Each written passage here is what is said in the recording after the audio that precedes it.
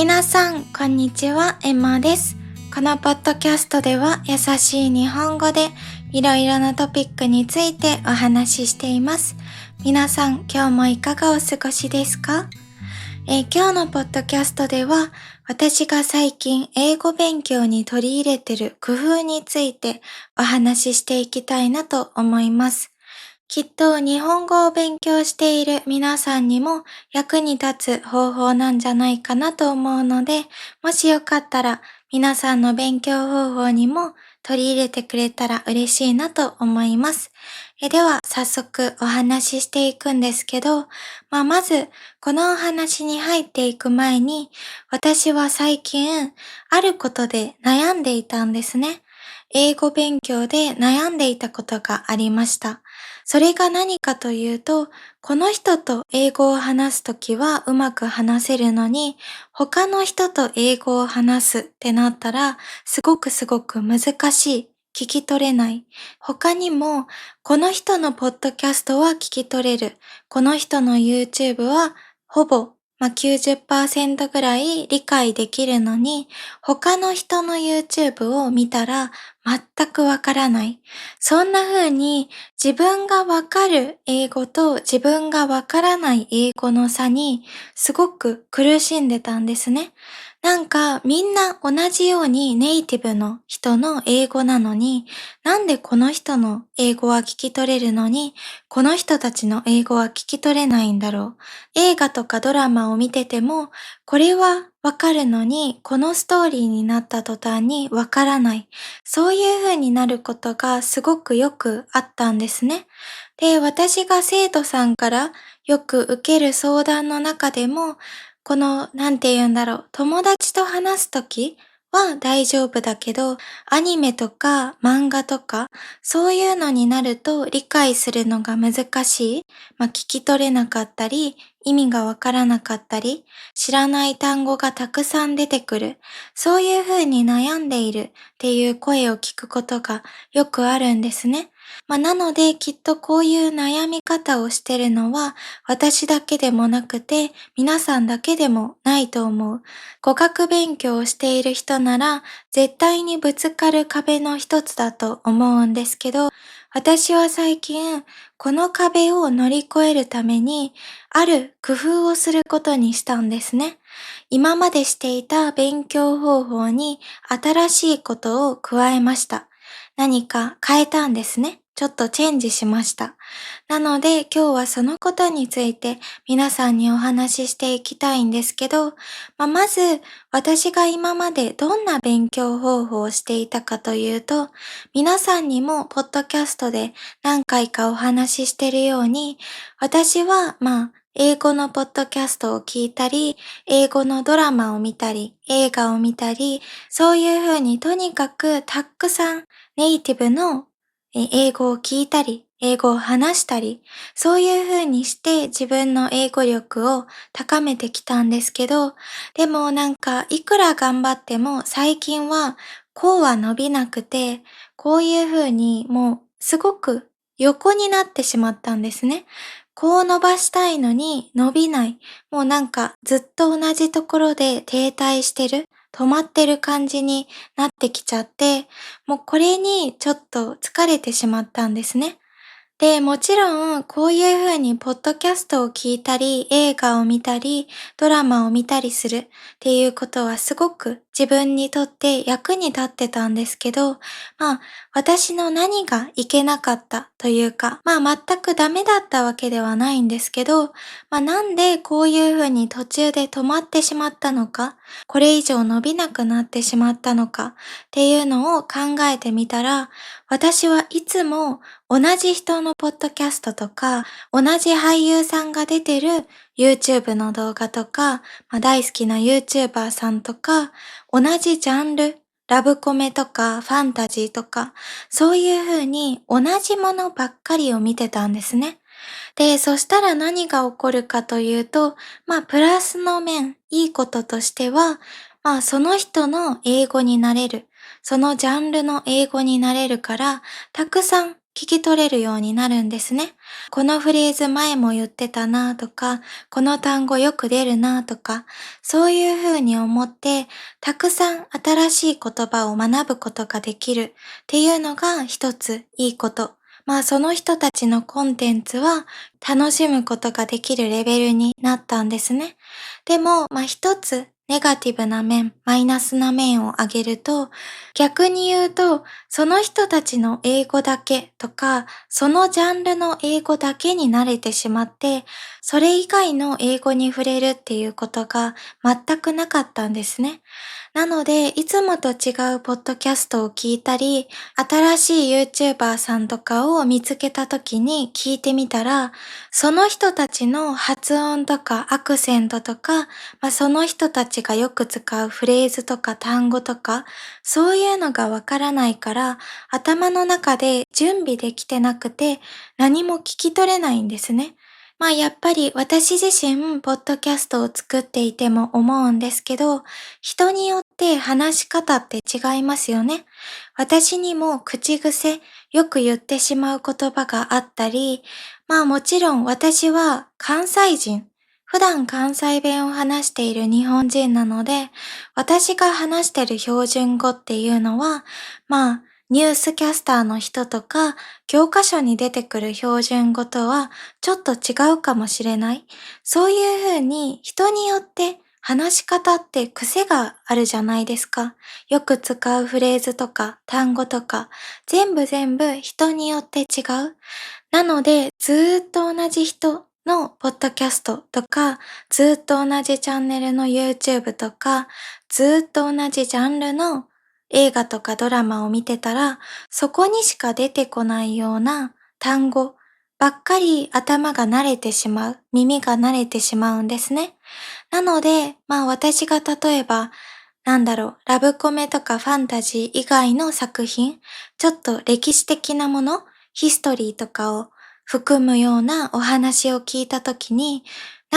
わからない単語とかがいっぱい出てくるんですね。私がいつも聞いているポッドキャストとか見ている映画、ドラマでは出てこない単語、フレーズがたくさん出てくるんです。なので、これが原因で私には、今まで乗り越えることができなかった壁があったんですね。ここまでは頑張ってこれたけど、ここから先に行けない。ずっと同じことばっかりをしてたから、ここを超えることができなかったんですね。なので、最近はどうしてるかというと、もっと積極的に今まで見たことがないジャンルのものを見てみたり、あんまり見たことがない YouTuber さんを見てみたり、聞いたことがない人のポッドキャストを聞いてみたり、そういうふうに積極的に新しいことにチャレンジするようにしてるんですね。そしたら私が今まで聞いていた人だけの英語じゃなくて、他の人の英語も聞くことができるから、いろんな人のアクセントとか発音とか、その人たちがよく使うフレーズとか単語とか、そういうのに出会うことができるようになったんですね。たくさん出会いの機会が増えた。で、他にもさっき言った歴史的な映画とかドラマとか、よくあるのがドクター系ですね。医者系、病院系。そういうのって病院でしか使わないような言葉とかもたくさん出てきますよね。でも人によると日常会話だけできるようになりたいって思っている人もいると思うので、そういうふうに思っている人からしたら、こんなに特定の場面でしか使われないような言葉、昔しか使われてなかったものとか、病院でしか使われない言葉とか、ファンタジーの中でしか使われない言葉、そんなのには興味がないっていう人もいると思うんですけど、私は日常会話だけじゃなくて、もっと英語を突き詰めたい、もっと英語を楽しみたいって思うようになったんですね。今までは日常会話ができたらいいやとか、好きなジャンルの映画とか、ポッドキャストとか、そういうのが楽しめたらそれでいいやって思ってたんですけど、今の私はもっとそういうのを超えて、なんて言うんだろう。他の作品、英語でどんなジャンルでも何でも楽しめるようになりたいって思うようになったんですね。簡単に言うと私のゴールが変わったんです。今までのゴールは日常会話だったけど、今のゴールはちょっと違って、もう英語自体を楽しむ、ネイティブスピーカーの人たちが楽しんで映画とかドラマを見ているみたいに私も楽しみたい。私からすると、日本語で映画とかドラマとか本とかを楽しんでるのと同じぐらい英語でも楽しみたいっていうゴールに変わったんです。目標に変わった。なので私はこういうふうに最近はその特定のジャンルでしか使われない言葉に出会うようにしてみたり、いろんな人の YouTube とかポッドキャスト、今まで聞かなかったジャンルのものを聞くようにしてみたり、こういう風にして新しいフレーズとか言葉とか人それぞれの癖、そういうのに出会う機会を増やしたんですね。で、これが本当に最近の私の英語勉強にとって役に立ってます。で、私が最近個人的に勉強によく使ってる、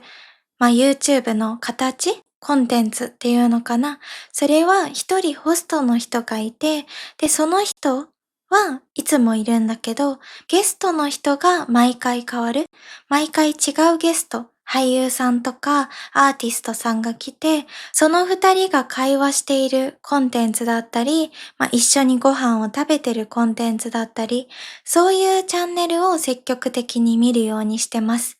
なんで私がこういうチャンネルを見てるかというと、やっぱり知らない人ばっかりだったら、私もあんまり興味がなくなってしまう。正直全く知らない俳優さん二人の、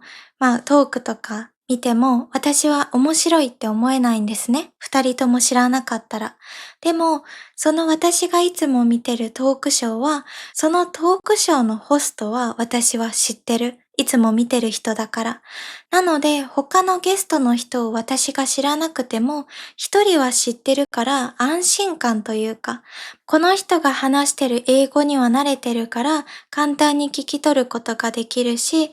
一人新しい人が増えても、なんて言うんだろう、その新しい人を知ることが楽しくなったり、その人の英語だけに集中することができるので、二人とも全く知らない人のチャンネルを見るよりは、自分にとって、英語学習がもっと簡単にというか、効率的に楽しくなるんじゃないかなと思ってます。なので私が好きなのは、一つのチャンネルにゲストを呼ぶような形の番組ですね。そういうのを積極的に見るようにしてます。他にもドラマとか映画の俳優さんたち、私が好きなドラマとか映画とかで、すでに知ってる俳優さんたちが2人から4人ぐらい集まってトークしてる YouTube を見るっていうのもすごく役に立ってます。今お話ししたことが私が最近英語勉強に取り入れていること一つ目です。で、次二つ目。二つ目に話すことが結構今日のトピックとしてすごく皆さんにお伝えしたいことなんですけど、それが何かというと、英語を使って皆さんにとっては日本語を使ってですね。皆さんが勉強している言語を使ってアクティビティをすることです。何か活動する。例えば、英語を使ってゲームをする。英語を使ってレシピを読んで料理を作る。こういうふうに英語を勉強するんじゃなくて、英語を使って何かをするんですね。他のことをする。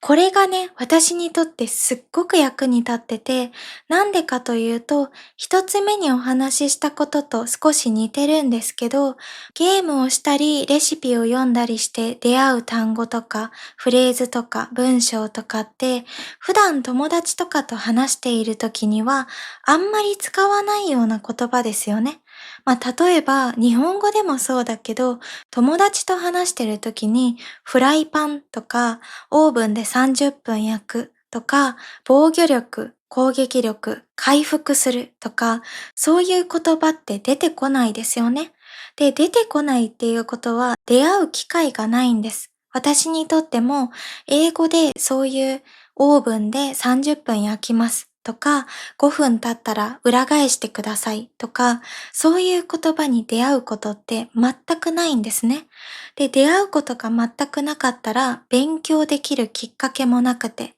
でも私はさっきも言った通り、この日常会話だけじゃなくて、英語でもう英語そのものを楽しみたい。英語を使って何でも楽しめることができるようになりたいっていう目標に変わったから、そういうふうに特定のところでしか使われないような英語も勉強したいんですね。そういうふうに変わったんです。私の中で。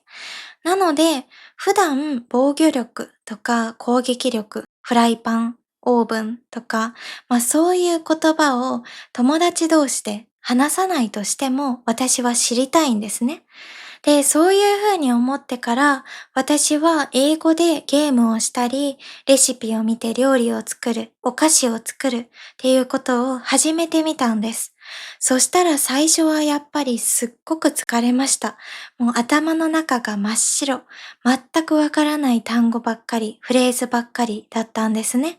なので最初は諦めかけたりしたこともあったんですけど、でも今全くわからないってなってるってことは、いつかわかるようになるってこと、勉強すればわかるようになるってことだから、頑張ろうっていうふうに自分を信じて頑張り続けたんですね。そしたら今は、まだまだわからない単語はたくさんあるし、わからないフレーズとか、たまに意味を調べないといけないものとか、聞かないといけないもの、そういうのもたくさんあるけど、でも始めた時と比べたら、絶対に自分の英語力は伸びてるんですね。それを実感することができるようになったので、皆さんにもお話ししたいなと思って今日はお話ししてみました。で、他にもゲームについてなんですけど、私はゲームが大好きで、でもやっぱりゲームをしてる時間って、この時間があったら勉強しないといけないなとか、結構罪悪感を感じることが私は多かったんですね。ゲームをしていることに対して、何かサボってしまってる。時間を無駄にしてしまってるっていう風に感じてしまうことっていうのがあったんです。日本語でプレイしてるときは。でも今は英語でプレイしてるから、大好きなゲームをしてても勉強できてるわけじゃないですか。だから、このゲームの時間を無駄に感じない、罪悪感も感じないし、ストレスにもならないんですね。もちろん、新しい単語に出会うっていう疲れる感じのストレスはあるけど、時間を無駄に使ってしまってるんじゃないかっていう自分に対する罪悪感みたいなストレスはなくなったんですね。なので、もし皆さんの中でゲームとか、ゲームの他にも好きなことをしていて、